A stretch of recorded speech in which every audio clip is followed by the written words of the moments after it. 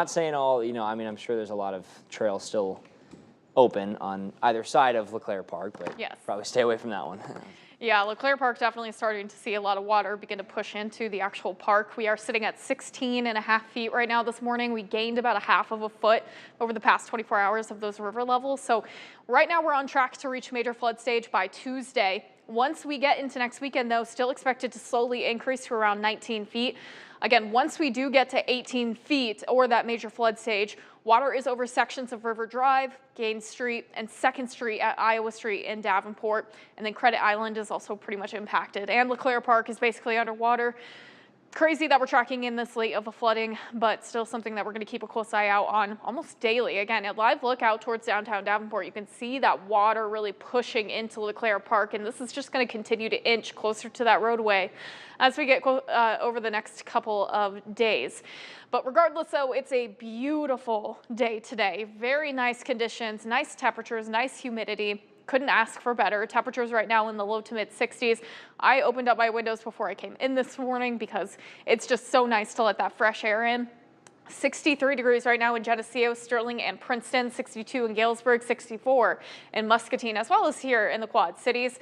Again, looking at the month of June, we've definitely had our fair share of heat. We're ending on a below normal note, which is some nice conditions for today. But I do want to point out last week, 16th through the 22nd, that's when we saw temperatures hold at 90 degrees for highs for the entire week. Average temperature is sitting at around 74.6 degrees for the month, normal average at 72, so we're more than likely going to end above normal, but we're sitting right now around 2.5 degrees above normal, not including today. Again, today probably won't impact those numbers too much. But regardless, the reason why we're seeing these beautiful conditions, an area of high pressure is going to continue to impact us here in the upper Midwest. We have some nice northerly flow, although it's not going to be too windy, but this flow kind of keeps us locked into that cool Canadian air mass. Dry skies, dry conditions. It's just going to be beautiful. Highs in the mid to upper 70s. So actually, almost 10 degrees below normal where we should be this time of year. So it's really a nice treat. As we get into tonight, we are going to be calm and clear again. Temperatures in the mid 50s, another great night to open up windows and let that air conditioning take a break.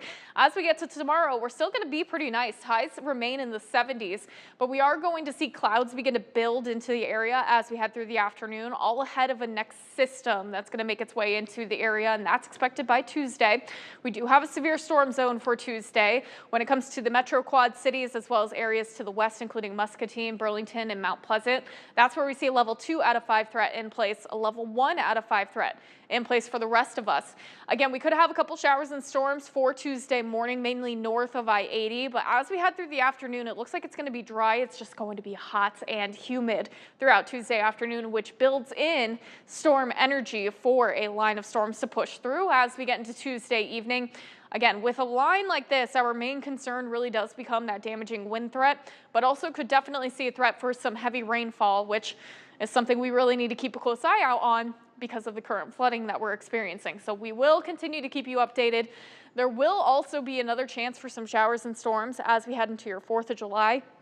Still a little bit too early to call the timing of those showers and storms, but kind of this time of year, it's pretty typical that it usually comes in later on in the evening or the late afternoon where we get those peak heating hours. So again, we'll watch it closely, but it looks like at least next weekend we dry back out, and it looks like it's going to be pretty nice too with highs seasonable.